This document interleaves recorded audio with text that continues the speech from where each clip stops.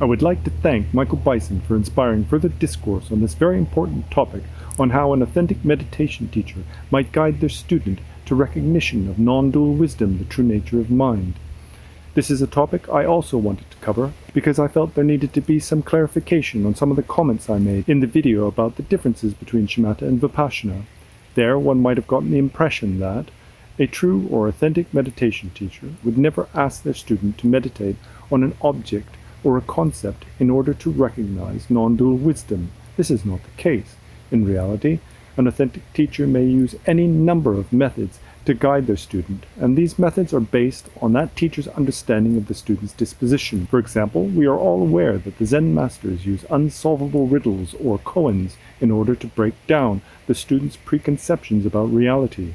Well, there are many different techniques, but often these techniques seem to be somehow cruel and uncompassionate. This is not only the case in the Buddha Dharma, but also exists in the life stories of the Hindu masters and Sufi mystics. At this point, I would like to share a story with you about Tilopa and his student Naropa. Tilopa is the close lineage holder of the Marpa Kagyu tradition, who received direct instruction from Dorje Chang. Naropa was an exceptionally learned Pandita, and not only that, but he understood all the words of all the classes of tantras. At one point, Naropa received a prophecy. He was told, "Naropa, you understand the words, but you do not understand the meaning.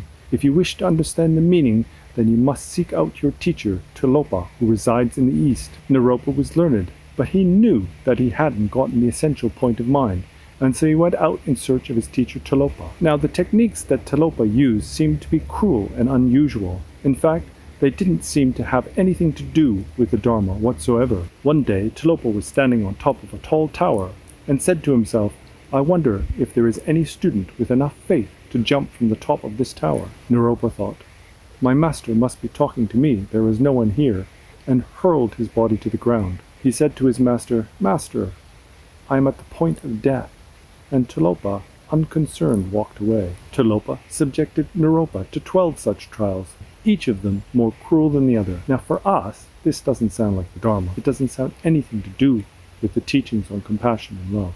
But it is on the basis of this that the ancient masters brought their students to realization of the nature of mind. And so the question that begs to be asked is, if there was a shortcut, an easy way to come to realize non-duality, then why did these masters subject their students to such horrible trials? In the end, Tilopa said to Naropa, "I have taught you all this time, and you've come to realize nothing." And so he took his sandal and struck Naropa between the eyebrows. On the basis of this, Naropa's mind merged with that of his teacher, and he came to realize the true nature of reality. And so you mustn't think that I'm saying you should go out and find somebody who's going to abuse you or do horrible things to you. Actually, the reality is we don't have the kind of karma to meet a teacher who can use these extreme techniques in order to propel us into awakening in a short space of time in this lifetime. So in general, when people say they're already awakened, they're just mistaken, and they're not. They've improved their life somehow, improved their outlook, but ultimately awakening is not easy. So, to clarify, don't look for somebody who's going to abuse you. It's almost certain that they're just taking advantage of you and they're being unkind. Tai Situ Rinpoche tells this story all the time. When he tells this story about Tilopa and Naropa, always says, "If I ask you to jump off a building, don't do it. I've gone crazy. Run away." He's quite clear about it. We don't have the requisite karma to meet this kind of teacher. And so we won't have this kind of direct path, which involves great hardship. So at best, you must be diligent, and you also have to investigate well.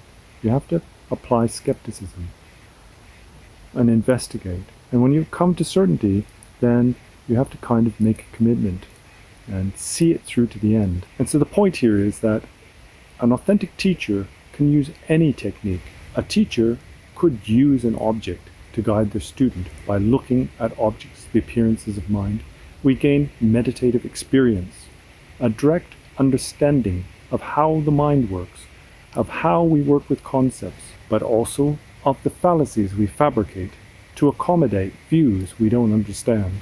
So first, before you embark on this journey, you have to find a teacher that you have absolute trust in, because it is uncertain what techniques they will use to guide you on the path.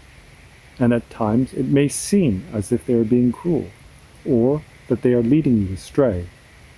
Now, if it was a charlatan, and somebody ill-motivated, then it is quite possible they might try to do that.